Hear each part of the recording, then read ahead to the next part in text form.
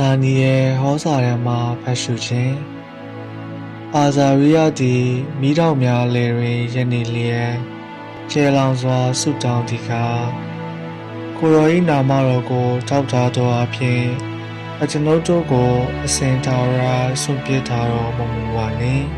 ကိုရော၏ပြည့်ညင်တော်တို့ကိုပြည့်ပြည့်မသွားပါစေနှင့်ကိုရောချစ်တော်မူသောအာဗြဟံကိုရော၏အစေခံဣဇက်ကိုရော၏တန်ရှင်သောဣသရေလတို့၏မျက်နှာကိုထောက်၍ကိုရော၏တနာကရုဏာတော်ကို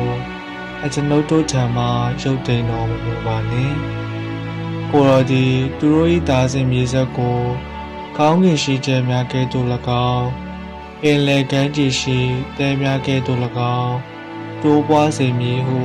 သူတို့ကိုဂရုထားတော်မူခဲ့ပါသည်။အိုဖျားသခင်အကျွန်ုပ်တို့၏အပြစ်များကြောင့်အကျွန်ုပ်တို့သည်အရေအတွက်လျော့နေခဲ့၍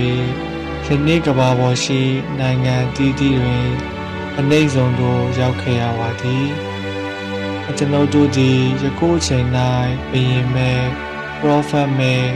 ခေါင်းဆောင်မဲဖြစ်ကြရပြီးကိုရော၏ဖေမာမှုရစေခြင်းကဤရှိုးရစ်ပူဇော်ခြင်းပူဇော်တကာနှင့်အလူဆက်ကပ်ခြင်းလောဘနတ်တာပူဇော်ခြင်းနှင့်တီယူတီပြားများကိုလူရန်ခြင်းတို့ပြုလုပ်ရန်နေရာပင်မရှိဘဲဖြစ်နေရပါ၏သို့သောအကျွန်ုပ်တို့၏နောင်တရသောနှလုံးသားနှင့်နှိမ့်ချသောစိတ်သည်ကိုရောလက်ခံပွဲရာဖြစ်ပါစေကိုရောရှင်ရှေးမောက်တွင်ယနေ့အကျွန်ုပ်တို့ဆက်ကပ်ကြသောပူဇော်တကားသည်တိုးကြီးများနှင့်နွားများကို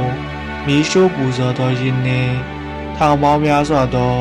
စူဖြိုးသည့်တို့များကဲ့သို့ဖြစ်ပါစေအကျွန်ုပ်တို့သည်ကိုရောရှင်၏နောက်တော်သို့စိတ်ရောကိုယ်ပါလိုက်လျှောက်နိုင်ကြပါစေအကြောင်းမူကားကိုရိုနာယုံကြည်ကိုးစားသောသူသည်အဆက်တကွဲမဖြစ်ရသောကြောင့်သည်ယခုလည်းအကျွန်ုပ်တို့သည်ကိုရော၏နောက်သို့စိတ်နှလုံးအပြေဝဖြင့်လိုက်ကြ၍ကိုရောကိုကြောင်းရုံရသေးကြလျက်ကိုရောထံစုပန်တောင်းလျှောက်ကြပါ၏အကျွန်ုပ်တို့ကိုအဆက်တကွဲမဖြစ်ပါစေနှင့်ကိုရော၏တနာကျင်နာခြင်းနှင့်ဂရုဏာတော်အဖြင့်ပြုတော်မူပါ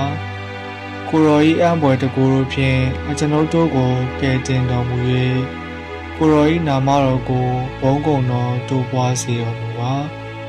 အိုဖျားသခင်ဖျားသခင်၏နှုတ်ကပတ်တော်ပေသည်။